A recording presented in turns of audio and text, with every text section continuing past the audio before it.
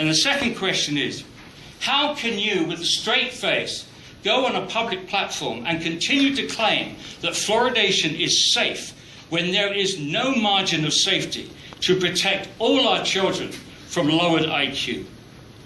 Now, one of the researchers on the meta-analysis from Harvard was Dr. Philippe Grandjean, who's very well known for his work on mercury. He says, fluoride seems to fit in with lead, mercury, and other poisons that cause chemical brain drain. He's the author of the book, Only One Chance. Now, what an incredible standard we have here. For many years, US regulatory agencies have been aggressively reducing exposure to lead and exposure to mercury because of the neurotoxicity evidence.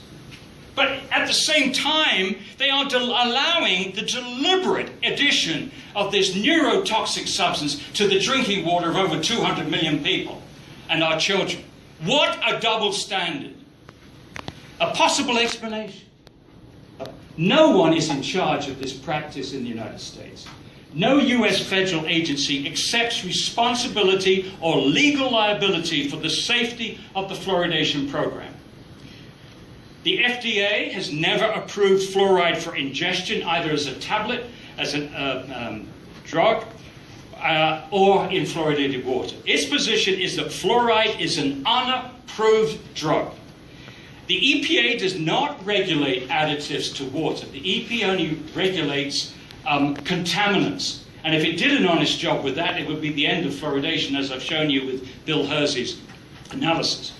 The CDC Oral Health Division promotes fluoridation, but does not accept responsibility for safety, or even carefully monitoring safety studies. When they made that proclamation in 1999, that fluoridation is one of the top 10 public health achievements of the 20th century, which is quoted ad nauseum all over the world by journalists, editors, doctors, and state officials, they were 6 years out of date on the health studies. In 1999, they referred to a review done in 1993.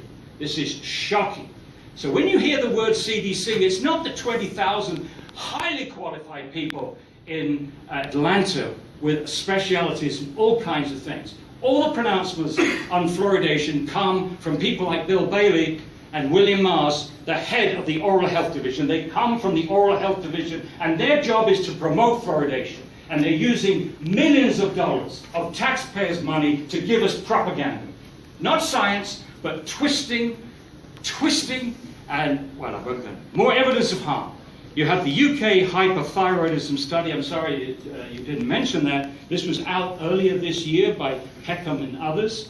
That obviously updates the NRC report that you were referring to from 2006, and the USA ADHD study, which again relates to brain studies. And there's a graph from that. And I'll just finish on this.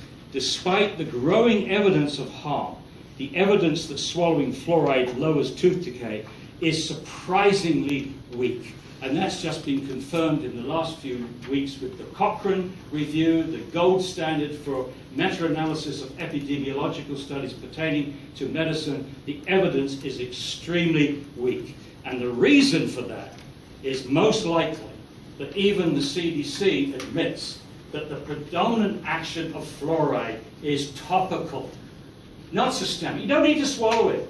So why should swallowing reduce tooth decay? And why should we impose it on people when if you want fluoride, you can simply brush it on your teeth and spit it out?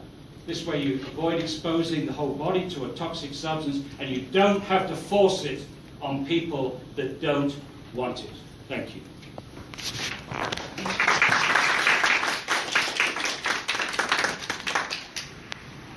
Next, Kathy, if you would like to come up, please.